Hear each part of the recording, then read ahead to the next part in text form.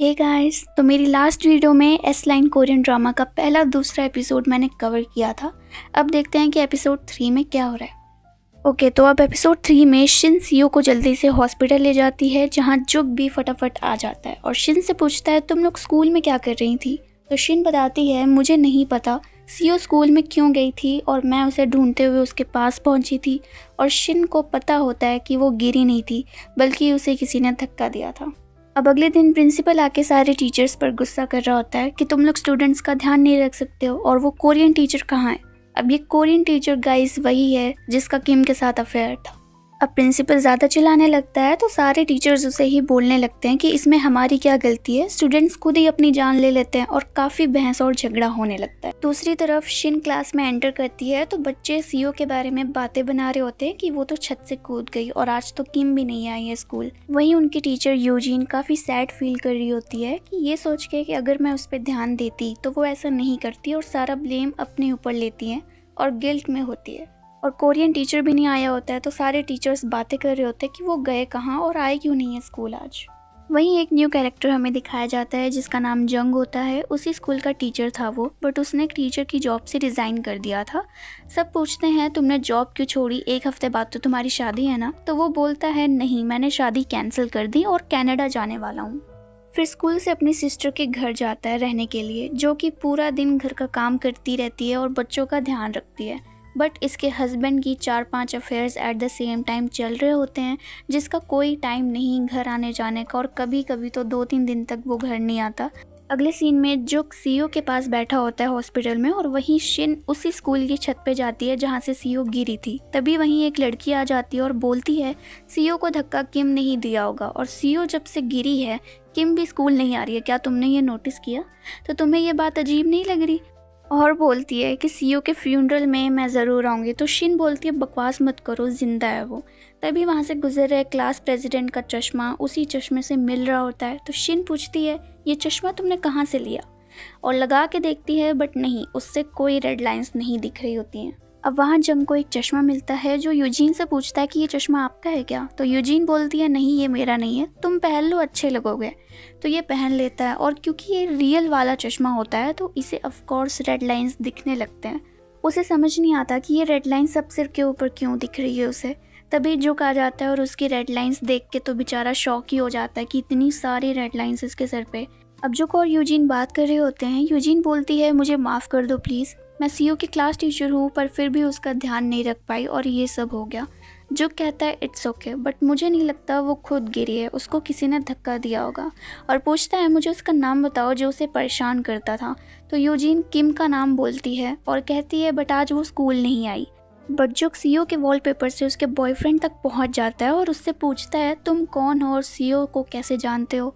तो वो लड़का पहले तो मना करता है, बट जो उसे वॉलपेपर दिखाता है तब बोलता है सीओ मुझे ज़बरदस्ती होटल रूम ले गई थी ताकि वो मेरे साथ फिज़िकल हो पाए, और हम रूम में ही थे।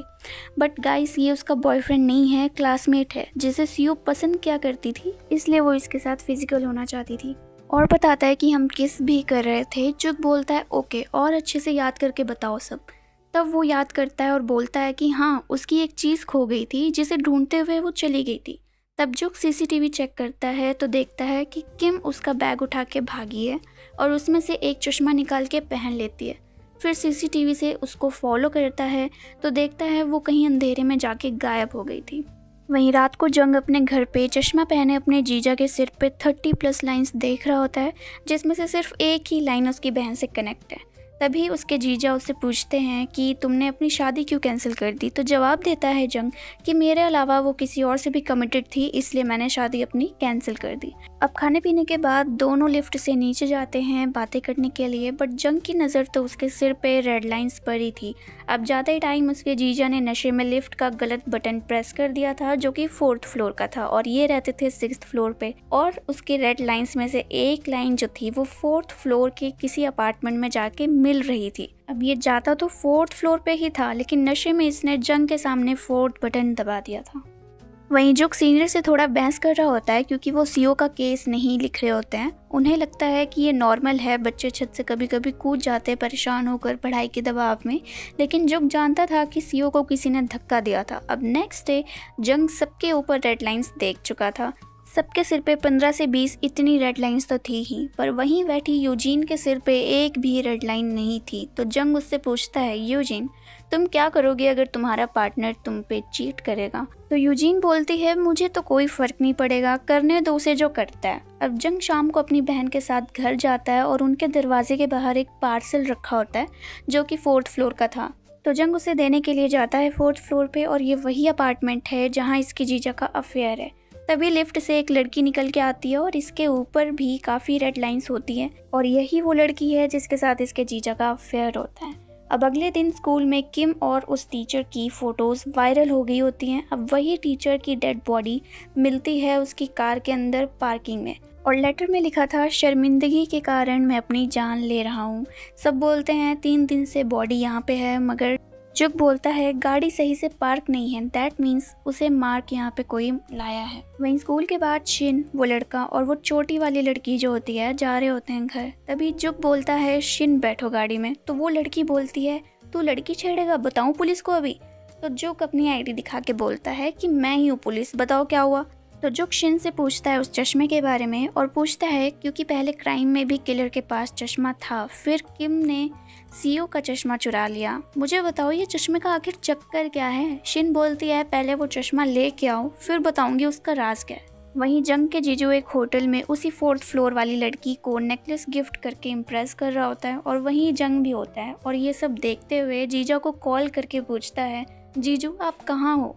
तो वो बोलता है, मैं भी मीटिंग में हूँ, बाद में बात करता हूँ। थोड़ी देर बाद जंग उन्हीं के रूम की तरफ जाता है, और वहाँ चारों तरफ क्रिस क्रॉस में इतनी सारी रेड लाइंस थी। अब जंग अपने जीजा को रेड हैंड पकड़ लेता है और उसे पीटने लगता है। उसका जीजा बोलता है, प्लीज़ अपनी बहन को मत बताना प्लीज़, मैं ये सब छोड़ दूंगा, छोड़कर सुधर जाऊंगा। जंग बोलता है, सुधर जाना, क्योंकि कल मैं कनाडा जा रहा हूँ। अब नेक्स्ट मॉर्निंग वो घर से निकल रहा होता है, तभी अपनी बहन से पूछता है, आपके हस्बैंड कहाँ हैं दीदी? वो कहती है, अरे उनका तो ऐसे ही है, वो ऐसे ही करते हैं, 3-4 दिन बाद आएंगे, तुम टेंशन मत लो, आराम से जाओ। जंग स्कूल जाता है अपना कुछ सामान लेने के लिए। वहीं पे वो उस 4th फ्लोर वाली लड़की की आईडी पे एक प्रेगनेंसी फ़ोटो देखता है, जिसके बाद तो वो बहुत ही हाइपर होके और टेंशन में घर जाता है भागते हुए, और वहाँ पे देखता है कि उसकी दीदी जो है उस 4th फ्लोर वाली लड़की की गाड़ी को टक्कर मार रही होती है। तभी उसका जीजा भी आ जाता है उस लड़की को संभालने के लिए, और जंग उठता है और उसे पीटने लगता है, पर उसकी दीदी रोक लेती है। यहाँ जुग परेशान होता है चश्मे को लेकर, सीओ के रूम में जाके थोड़ा छानबीन करता है तो उसे एक डायरी मिलती है जिसमें उसने बहुत सारी रेड लाइंस बना के रखी थी। तो ये शिन को दिखा के पूछने लग जाता है कि क्या है भाई, इसका मतलब क्या है? शिन उसे बता देती है कि इसका मतलब है जितनी रेड लाइंस आपके सिर पे दिखेंगी उतने ही आपके फिजिकल रिलेशंस होंगे। और यहीं पे एपिसोड 3 खत्म हो जाता है, और एपिसोड 4 की शुरुआत वहीं से होती है जहां शिन जुग को सब कुछ बता रही होती है रेड लाइंस के बारे में, और बोलती है कि शायद उस चश्मे की वजह से वो किसी को ब्लैकमेल कर रही हो, और इसीलिए शायद सीओ को उसने मारना चाहा। अब अगले सीन में शिन सीओ के सिर पे रेड लाइन जो होती है वो गायब होता देख रही होती है, जिसका मतलब था वो मर गई है। लेकिन तभी शिन चिल्ला के उठ जाती है और वो क्लास में होती है, वो सपना देख रही थी। तो स्टूडेंट्स पूछने लगते हैं क्या हुआ, तो वो कोई जवाब नहीं देती। अब ये जो लड़का है ये शिन को लाइक करता है, जिसका नाम जंसियो है, और वो बोलता है आज कहीं घूमने चलते हैं, मगर शिन मना कर देती है और बोलती है मैं अब पार्ट टाइम जॉब करती हूँ इसलिए साथ नहीं चल पाऊंगी। अगले सीन में हमें एक और न्यू कैरेक्टर दिखाया जाता है जिसका नाम रारी होता है, और ये इसी स्कूल की स्टाफ होती है जो काम ना करने की वजह से डांट खा रही होती है। अब इसके पास भी एक चश्मा होता है जिसमें रेड लाइंस ये देखा करती थी, मगर इसकी सीनियर पे जो इसको डांट रही होती है उसके सिर पे एक भी रेड लाइन नहीं होती है। अब लंच टाइम में सब खाना खा रहे होते हैं, तभी ये रारी बोलती है कि मैं ये काम जल्दी छोड़ दूंगी और एक्ट्रेस बनूंगी। तभी वहाँ से एक म्यूजिक टीचर आ जाता है जो टॉल एंड हैंडसम था, और रारी सोचती है क्या मुझे डेट के लिए पूछना चाहिए, ये सिंगल तो नहीं होगा, ऐसा तो नहीं लगता। और एक फिजिकल कनेक्शन बनाने के लिए उस म्यूजिक टीचर के साथ रारी सोचने लगती है। अब रात को रारी बिग पहन के एक होटल के बाहर दिखती है। वहीं जो डोंग को बता रहा होता है कि ये सब उस चश्मे की वजह से हो रहा है, और उसे पहन के रेड लाइंस दिखती हैं लोगों के सिर पे। वहीं शिन को दिखाया जाता है जो रात को होटल संभालने का काम किया करती थी। तभी उसके दोस्त आ जाते हैं और चेक इन के लिए बोलते हैं। तो शिन बोलती है तुम लोग यहाँ क्या कर रहे हो, ये माइनर्स के लिए जगह नहीं है। तो वो उसकी दोस्त बोलती है तुम भी तो माइनर हो, तुम यहाँ पे क्या कर रही हो। फिर शिन इनको अंदर बुला लेती है और तीनों बैठे होते हैं, और वो लड़की शिन को हल्का धक्का दे रही होती है जंसियो की तरफ, क्योंकि उसे पता था कि वो उसे लाइक करता है। अब उसी टाइम वहीं पे रारी आ जाती है जो चेक इन के लिए आई होती है।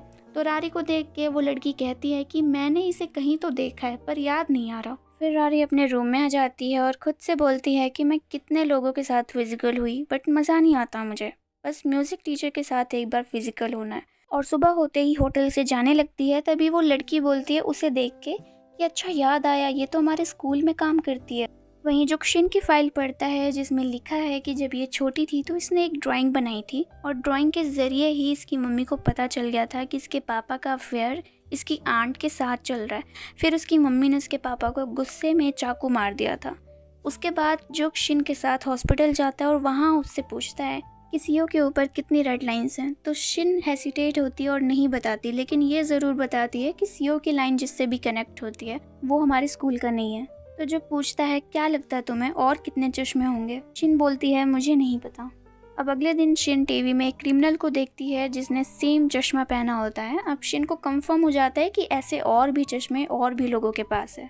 अब रारी को दिखाया जाता है जो म्यूजिक टीचर के पास आती है और दोनों बैठ के नॉर्मल बात कर रहे होते हैं, बट इन दोनों की लाइन से एक दूसरे से कनेक्ट हुई दिखती हैं। अब इसका मतलब ये हो सकता है कि ये दोनों ही एक दूसरे के लिए सेक्सुअल फीलिंग्स रखते हों। वहीं शिन और जंगस्यू स्कूल के स्विमिंग पूल आते हैं और शिन पानी में कूद जाती है और अंदर बैठ जाती है। जंगस्यू घबरा के पानी में कूद जाता है, फिर दोनों हंसते हैं। अब देन ये दोनों नूडल्स खाते हुए बात करते हैं। शिन बोलती है कि मुझे लोगों के ऊपर रेड लाइंस दिखती हैं। जंगस्यू बोलता है कैसी लाइंस, मेरे ऊपर है कोई लाइन? शिन बोलती है नहीं, हमारे ऊपर लाइंस नहीं है। उसके बाद शिन घर आ जाती है और सोने टाइम इसको अपने सिर पे एक रेड लाइन दिखती है। अब यहाँ इसका मतलब ये हो सकता है कि ये जंगस्यू के साथ इंटीमेट हो चुकी है, जो कि ऐसा लग नहीं रहा। दूसरा ये हो सकता है कि जंगस्यू के लिए सेक्सुअल फीलिंग्स डेवलप कर रही हो, तब भी ये रेड लाइंस बनती हैं। तो शिन ये सब सोच के थोड़ा शाय हो जाती है। पुलिस स्टेशन में एक लड़की आई होती है जो जुग को जानती होती है और हाय हेलो उससे करती है। और डोंग पूछता है बाद में कि तुम्हारी गर्लफ्रेंड है क्या, या फिर डेट वेट कर चुके हो इसको पहले? जुग बोलता है नहीं, मैं यूजीन टीचर के बारे में जानना चाहता हूँ।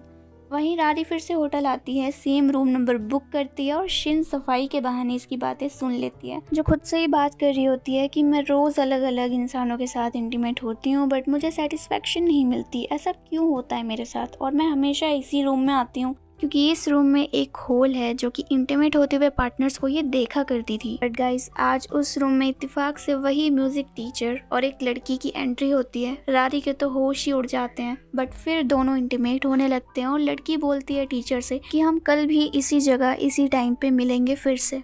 तो वो टीचर कहता है कि हाँ क्यों नहीं।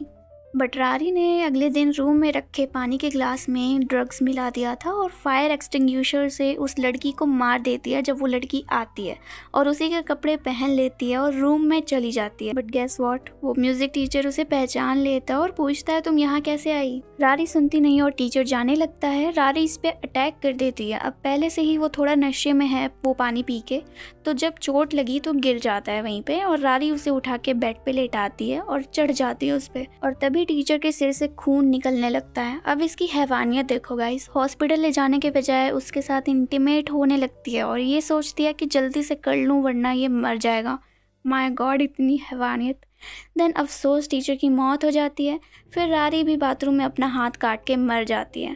फिर शिन को वही लड़की मिलती है घायल पड़ी जिसे रारी ने मारा था और रूम में लेके आती है, बट वहाँ का नज़ारा देख के तो शिन के होश ही उड़ जाते हैं।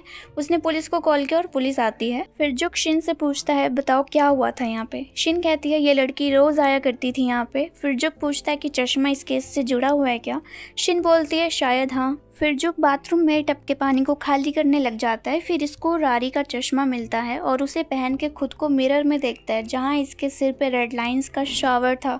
ये खुद ही शॉक हो जाता है। फिर जल्दी से हॉस्पिटल जाता है सीओ के पास और उसकी एक लाइन बाहर किसी से कनेक्ट हो रही होती है।